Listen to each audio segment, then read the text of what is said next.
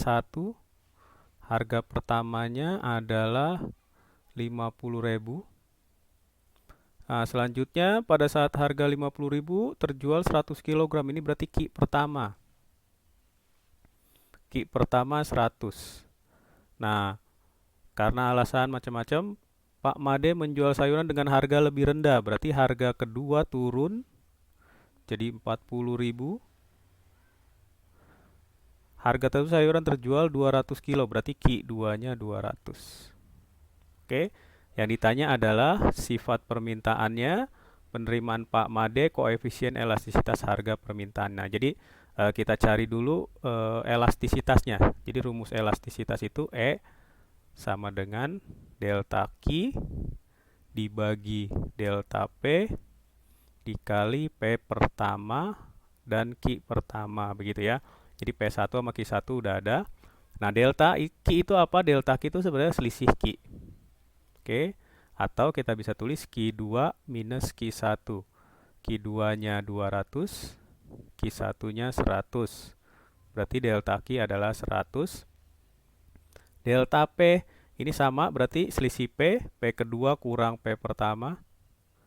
Berarti P2-nya adalah 40.000. P pertamanya 50.000. Nah, kita kurang, berarti hasilnya minus 10.000. Nah, kita tinggal masukin ke rumusan ini, berarti elastisitasnya adalah Q-nya 100, delta Q-nya 100 per delta P-nya minus 10.000 dikali P1, P1-nya tadi 50.000 per Q1, Q1-nya tadi 100. Nah, ini bisa kita eliminasi atau kita coret bawah sama atas. 100 sama 100 berarti habis. 50.000 sama 10.000 berarti ini habis juga. Nah, berarti isinya adalah 5 bagi minus 1. Berarti isinya minus 5. Di elastisitas harga dia berlaku nilai mutlak. Maka E-nya adalah 5.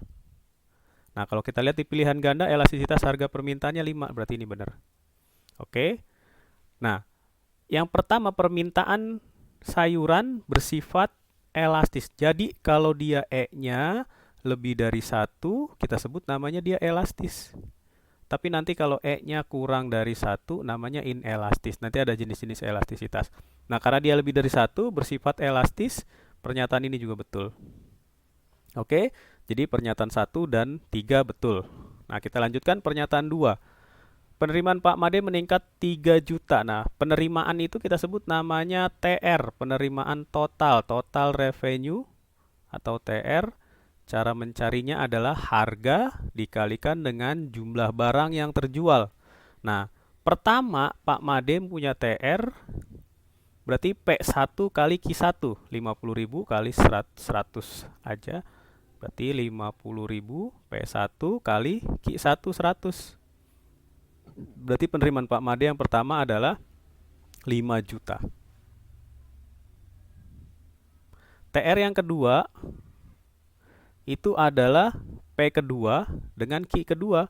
P kedua berarti 40.000 dikali Q kedua 200.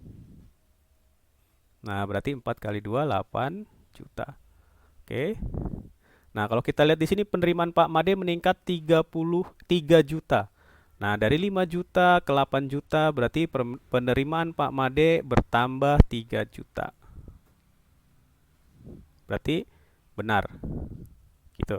Ya, berarti pernyataan 2 benar. Nah, selanjutnya pernyataan 4. Pernyataan 4 itu sifat penawaran elastisnya bersifat elastis. Oh ya, penawaran sayur. Jadi ada faktor-faktor yang mempengaruhi penawaran barang. Faktor-faktor yang mempengaruhi penawaran. Nah, ini beda sama yang di atas. Yang di atas permintaan. Penawaran. Nah, yang pertama itu adalah sifat produksinya. Oke, sifat proses produksinya.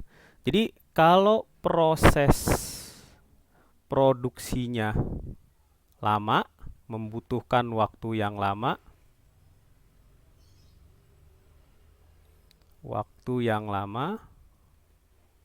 maka Penawarannya jadi bersifat inelastis. Jadi ini penawaran, beda sama permintaan yang di atas. Penawarannya jadi bersifat inelastis. Kenapa?